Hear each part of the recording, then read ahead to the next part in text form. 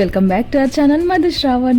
ఈరోజు అయితే నేను క్లాస్కి వచ్చేసిన. క్లాస్లో ఈరోజు ఏ టాపిక్ గురించి డిస్కషన్ చేస్తున్నాం, ఏం జరుగుతుంది, అసలు క్లాస్లో ఎలా మేడం చెప్తారు అనేది ఈ వ్లాగ్లో ఉంటుందన్నమాట. సో చూసేయండి నా వ్లాగ్ అయితే.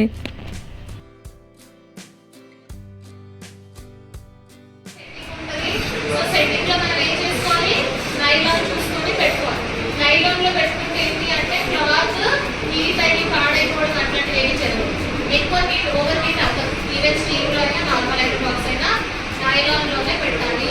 ఓకేనా, దాంట్లో సెట్ అవ్వట్లేదు. నేను నైలాన్లోనే పెట్టుకున్నాను, అందుకే నాకు ఎక్కువ హీట్ రావట్లేదు. కొంచెం పెంచుకుంటే హీట్ ఎక్కువ వస్తుంది. అండ్ ఇప్పుడు ఒకటి కావాలి కాబట్టి ఇప్పుడు ఓకేనా, ఇలా స్ప్రెడ్ చేయడానికి ఈక్వల్గా చూసుకున్న తర్వాత ఇప్పుడు నెక్స్ట్ ఏం చేయాలి, ఇలా స్ప్రెడ్ చేసుకోవాలి.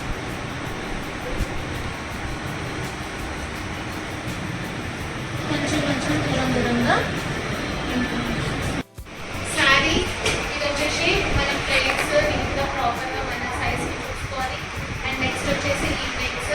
సో రెండు ఈక్వల్గా అయిన తర్వాత ఇది ఒకటి చూసుకోవాలి. ఎక్స్ట్రా పార్ట్ ఉందో ఇది తీసుకెళ్ళి మీ కుర్చీలో లాస్ట్ ఏదైతే ఉందో దానిపైన పెట్టేసుకోవాలి. ఓకే, కుర్చీల పైన పెట్టాలి. అండ్ నెక్స్ట్ ఇది కూడా ఏదైతే ఇంకా ఎక్స్ట్రా క్లాత్ ఉందో దాన్ని కూడా తీసుకొచ్చేసి దానిపైన పెట్టేసుకోవచ్చు. అయితే ఎంత ఉండాలి సైజ్ అని అంటే వాళ్ళు దాల్పి इसको अच्छा सेट कर लेना अपने ऊपर ही.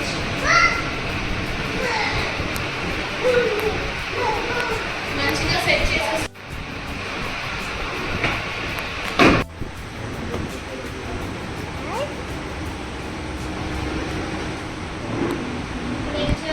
ప్రాపర్గా చూసుకుంటూ లోపల నుంచి ఒక్కొక్క పిన్ పెట్టుకోవాలి.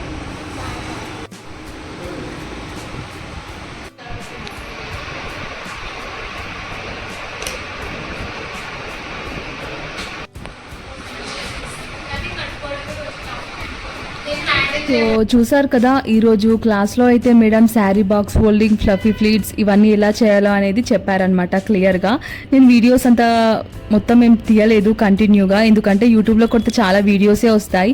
ఇదేమంత మ్యాటర్ కాదు, ఏదో నేను అలా కొన్ని క్లిప్స్ అయితే తీసుకున్నాను అనమాట. తర్వాత అయితే ఇది వచ్చేసి నెక్స్ట్ డే.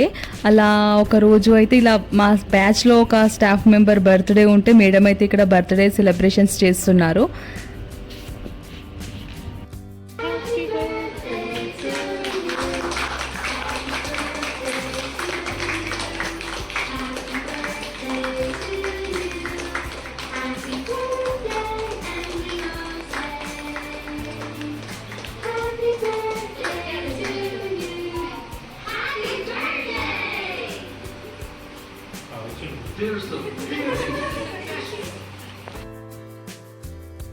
తర్వాత అయితే మాకైతే ఇప్పుడైతే మేడం ఐ మేకప్ క్లాస్ అయితే చెప్తుందన్నమాట. ఇది వచ్చేసి ఏ రోజు గుర్తులేదు. సో అలా కొన్ని క్లిప్స్ తీసుకున్నాను, అవైతే ఇక్కడ యాడ్ చేస్తున్నాను అనమాట. మేడం ఇక్కడ క్లియర్గా ఎక్స్ప్లెయిన్ చేస్తున్నారు. ఐలైనర్ ఎలా పెట్టాలి, ఐ మేకప్ ఎలా వేయాలి, అదంతా ఇక్కడ క్లియర్గా ఎక్స్ప్లెయిన్ చేస్తున్నారు అనమాట. ఐ మేకప్లో కూడా చాలా టైప్స్ ఉంటాయి, అంటే 6 టైప్సే ఉంటాయి అనమాట. ఒక్కొక్క ఐ మీద ఒక్కొక్క ఐ మేకప్ గురించి అయితే ఎక్స్ప్లెయిన్ చేస్తున్నారు ఇక్కడ.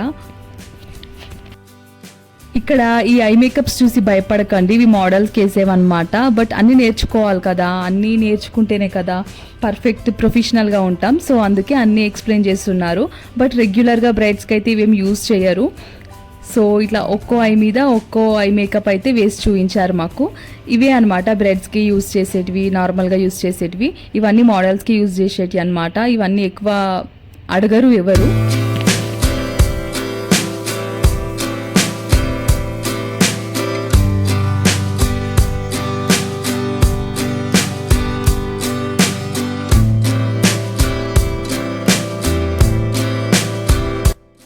ఇది వచ్చేసి నెక్స్ట్ డే ప్రాక్టీస్ అనమాట. 1 డే క్లాస్ ఉంటుంది, 1 డే ప్రాక్టీస్ ఉంటుంది. సో అలా ఇంకో ఒక్కొక్కరు వేసుకుంటూ ఉండాలన్నమాట ఐ మేకప్. సో పర్ఫెక్ట్గానే వచ్చింది. బట్ ఇంత హెవీ ఐ మేకప్ అయితే ఏమి ఉండదు బ్రైడ్స్కి. ఆయనతో మీరు చూసి భయపడకండి. ఇదంతా మోడలింగ్ చేసే వాళ్ళకి వాటి గురించి అనమాట మేము ప్రాక్టీస్ చేసింది. ఇక్కడ వీటిని గ్లిటర్స్ అంటారు అనమాట. వీటిని గ్లూతో స్టిక్ చేసి అలా పెడుతూ ఉంటారు, అందుకే అవి ఇట్లున్నాయి అనమాట ఇక్కడ.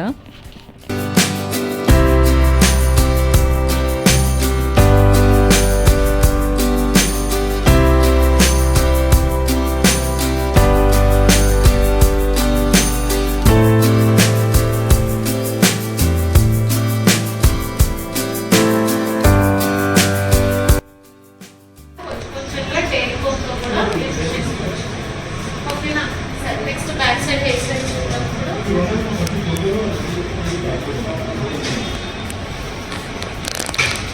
సో ఇలా స్టెప్ బై స్టెప్ క్లాస్ అయితే చెప్పుకుంటూ వెళ్తుంది అనమాట మేడం. 1 డే ప్రాక్టీస్కి 1 డే క్లాస్ ఉంటుందని చెప్పాను కదా.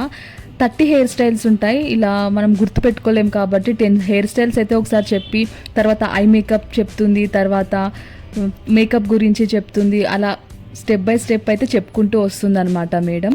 ఇక్కడైతే ఫాస్ట్గా మాకు హెయిర్ స్టైల్స్ చూపించాలి కాబట్టి అలా స్పీడ్గా అయితే వేసేస్తుంది అనమాట. ఇలా మేడం క్లాస్కి వచ్చి చెప్పేశాక నెక్స్ట్ డే ప్రాక్టీస్ అప్పుడు మా హెయిర్ స్టైల్స్ అయితే తొందరగా కంప్లీట్ చేసేసుకొని మాకు రానివైతే నేర్చుకుంటూ ఉంటాం అనమాట ఇంకా ప్రాక్టీస్ కోసం. సో నేను మళ్ళీ ఐ మేకప్ అయితే ఒకరి మీద ఇలా మళ్ళీ ప్రాక్టీస్ చేసిన. ఇప్పుడు పర్ఫెక్ట్ అయిపోయిన ఐ మేకప్లో నేనైతే.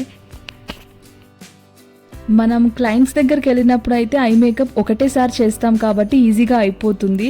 బట్ ఇక్కడ 6 టైప్ ఆఫ్ ఐ మేకప్స్ కాబట్టి ప్రాక్టీస్ చేయాలంటే ఐస్ పైనే అలా ఒకటి చేసి మళ్ళీ క్లీన్ చేసి మళ్ళీ ఇంకొకటి చేయాలంటే ఐస్ అయితే బాగా పెయిన్ వస్తుంటాయి అన్నమాట పాపం వాళ్ళకి. అందుకే ఇలా అయితే నేను ఒక డమ్మీ తీసుకున్నాను ఇట్లా ఐస్ది. సో దీని మీద ప్రాక్టీస్ చేస్తే దానికి ఏం పెయిన్ ఉండదు కదా. సో ఇలా ఒరిజినల్ ఐస్ మీద చేస్తే వాళ్ళకు ప్రాక్టీస్ చేస్తుంటే పెయిన్ ఎక్కువ ఉంటుంది అని చెప్పేసి ఇంకా నాకు ప్రాక్టీస్ కోసం అయితే నేను ఇట్లా మళ్ళీ చేస్తున్నా.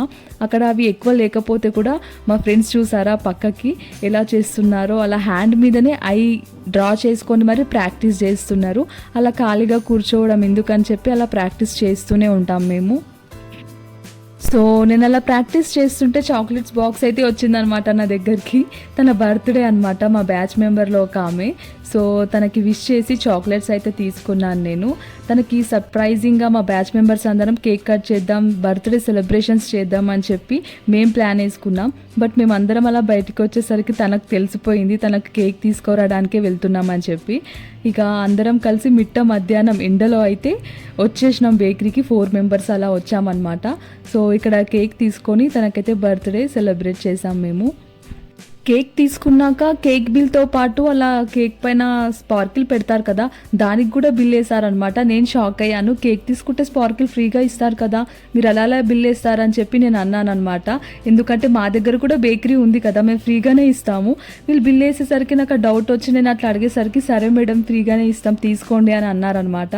ఇక నాతో పాటు వచ్చిన మా ఫ్రెండ్స్ అయితే నీకెట్లా తెలుసు ఇట్లా అని అంటే మా దగ్గర బేకరీ ఉంది అని చెప్పిన. అయితే అసలు ఏంది మీరు బేకరీ, మళ్ళీ మేకప్ ఆర్టిస్ట్, మళ్ళీ యూట్యూబర్, ఇలా అన్ని ఫీల్డ్ మీరే కవర్ చేస్తారా ఇక అని చెప్పి నాకు ఆట పట్టిస్తున్నారు. ఇక ఇలా కేక్ తీసుకొని అయితే అకాడమీకి అయితే వచ్చేసినాం అనమాట. మేడం ఉంటే కూడా బాగుండు అనిపించింది. బట్ ఆ రోజు ప్రాక్టీస్ టైం కాబట్టి మేడం రాదు. సో మేమందరం కలిసి అయితే బర్త్డే సెలబ్రేషన్ చేసాము.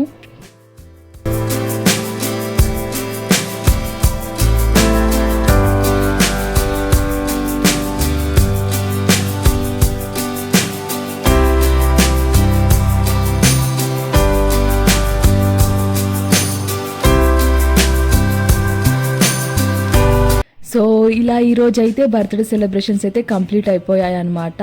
నెక్స్ట్ డే క్లాస్ మళ్ళీ కంటిన్యూ చేస్తా, చూసేయండి. ఆరెంజ్ కలర్ కరెక్షన్ ఏం చేసుకోవాలి? Red colour. నెక్స్ట్ ఏంటి? ఇప్పుడు రెడ్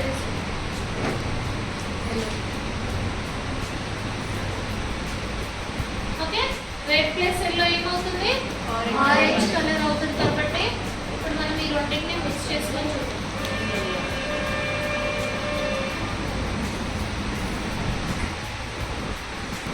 ఇప్పుడు నీకు ఇంకా కొంచెం ఆరెంజ్ ఎప్పుడు కనిపించాలి. ఎల్లో. అప్పుడు ఏం చేసుకోవాలి? ఎల్లో. ఎల్లోని యాడ్ చేసుకొని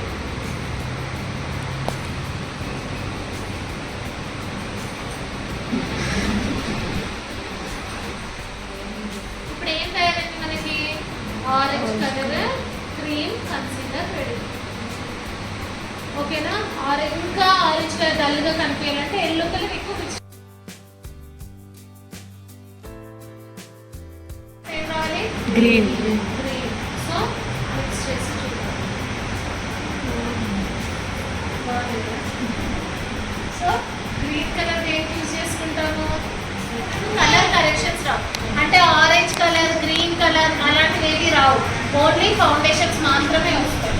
ఓకేనా. ఇది Kryolan palette. Kryolan flag palette వచ్చేసి డ్రై స్కిన్కి యూజ్ చేసుకుంటాం. ఓకేనా. అండ్ నెక్స్ట్ వచ్చేసి డర్మా ప్యాలెట్.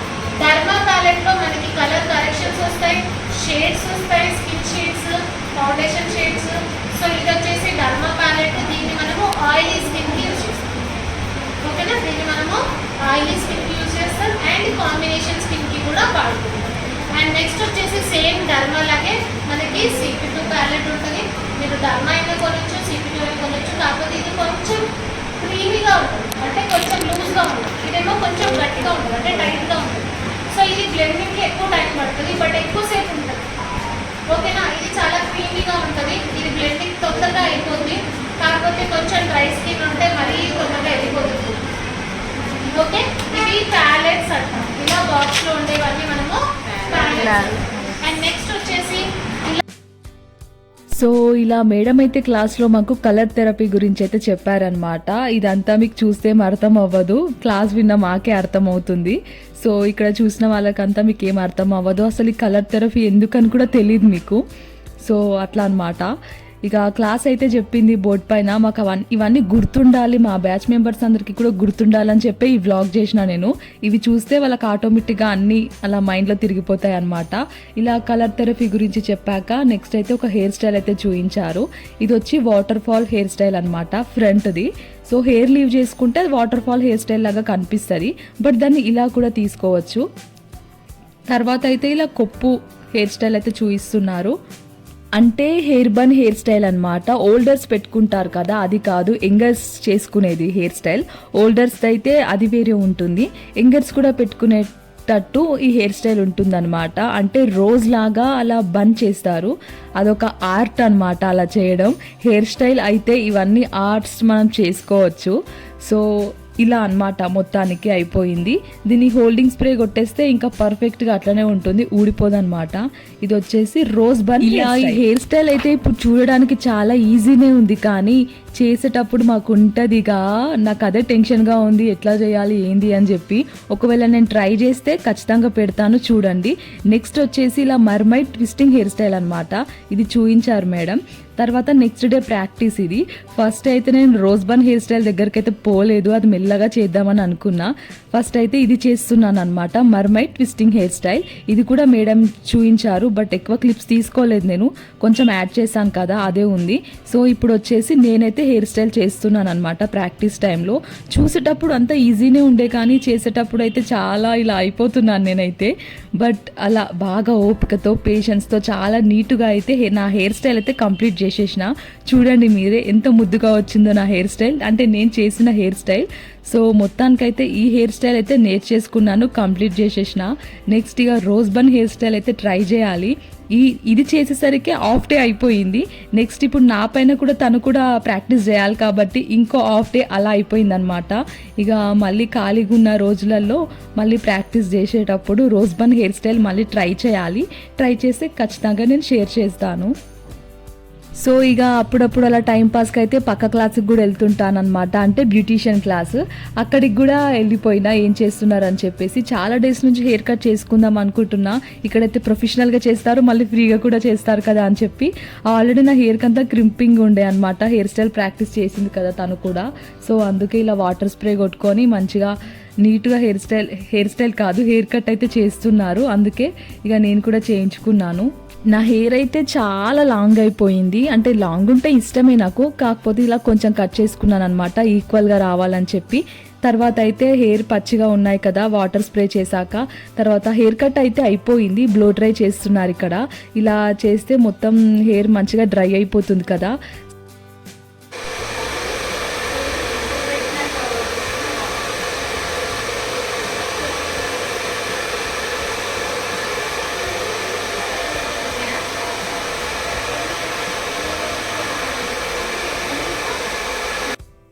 ఫైనల్గా చాలా డేస్ నుంచి హెయిర్ అయితే కట్ చేసుకుందాం అనుకున్నాను. మొత్తానికైతే కట్ చేసేసుకున్నాను. మంచిగా ప్రొఫెషనల్గా అండ్ ఫ్రీగా కూడా కట్ అయిపోయింది. ఇది అన్నమాట హెయిర్ కట్ చేసిన తర్వాత నా హెయిర్ అయితే ఇలా ఉంది. ఎక్కువేం కట్ చేయలేదు, కొంచెమే కట్ చేసిన అనమాట. అందుకే ఇలా ఉంది నా హెయిర్, లాంగ్గానే ఉంది. సో వీడియో అయితే ఇక్కడితో అయిపోయింది. నెక్స్ట్ వీడియోలో మళ్ళీ కలుద్దాం. Please subscribe to my channel. నా వ్లాగ్స్ని మిస్ అవ్వకుండా చూడండి. Thanks for watching.